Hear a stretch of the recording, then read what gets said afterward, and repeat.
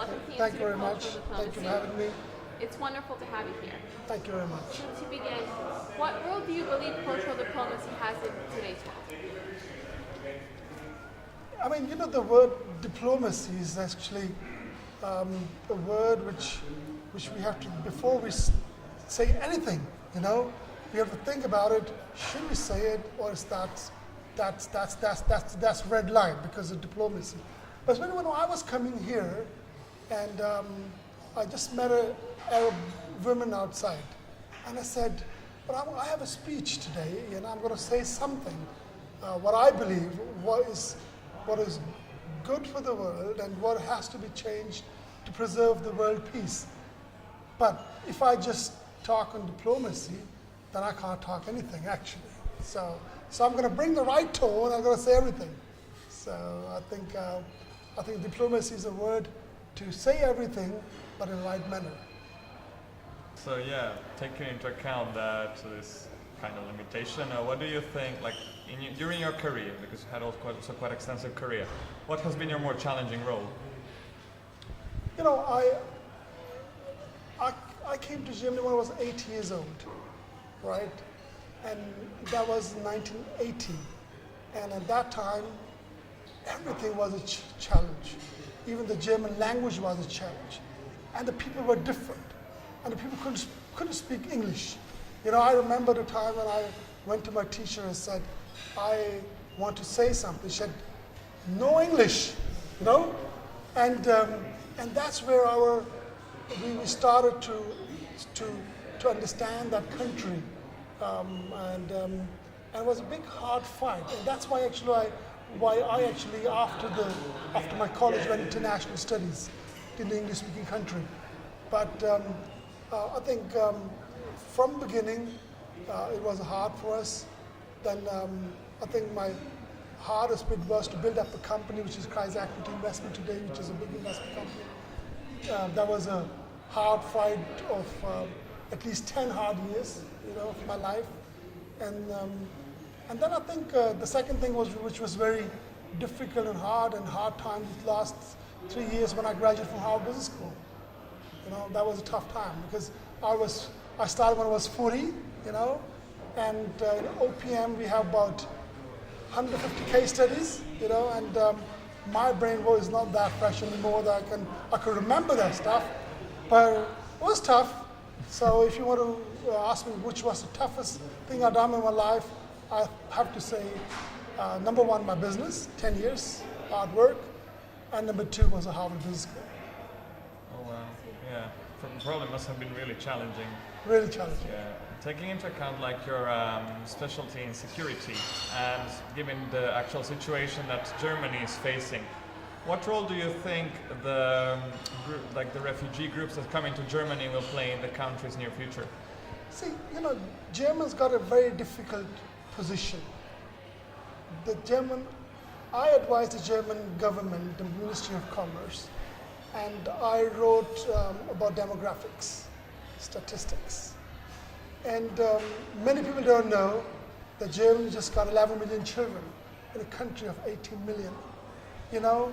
And many years back, I read a book from the Chancellor Schmidt, you know, and he said that the first time he understood that Germany was going to be a country of immigration, that was 1980. And from that time, again, the 36 years are gone. But, you know, there's not much done in that phase. So what Chancellor Merkel has now done, she says, "Okay, I know you guys need the people, so just keep it," which was wrong. You know, because you can't, you know, in a country, you have to secure the people who are living in the country, or the Germans, or became Germans. You have to secure your borders. You have to know who's coming in.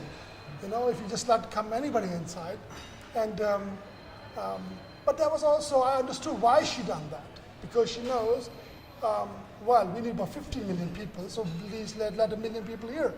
But actually, coming back to your point, first of all, that I think it was a wrong decision that She let the people inside, but I can understand why she done that. So, but I can talk on that, I can give you a big lecture on that, which you're looking for. But Germany needs a proper immigration legislation. That's what Germany needs. You know, Canada got a wonderful legislation. You know, they know what people are going to get in the country,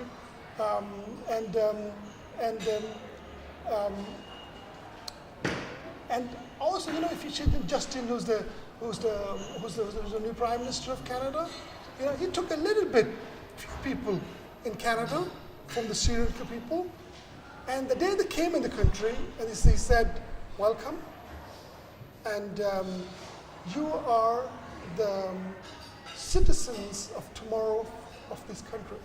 So that's integration, you know. And he goes to mosques, and he goes to temples, and he goes to the churches, and he goes to everybody. You know, he knows how actually, if somebody wants to learn how we should integrate the people, I think the Canadian Prime Minister is a good teacher. Do you think that cultural diplomacy has a role or should have a role in light of the refugee crisis? I think the cultural diplomacy as this institution has a big role. Because, you know, Merkel said, "We schaffen das. We're going to make it," right? And on 28th August is the 1 year when she said that. She said it on 28th of August 2015. And now the people are here, and I think we should make the best out of it. And this kind of cultural programs, you know, definitely help, and everybody could just pay his own part. You know, as an 80 million country, the 1 million people, you can't buy 1 million people. But, you know, but the power you have, you know, and your contribution could be really very important. Thank you very much. Thank you you very for much. giving us so much insight Thank you. into the world. Thank you very much. Thank you very much. Thank you very much.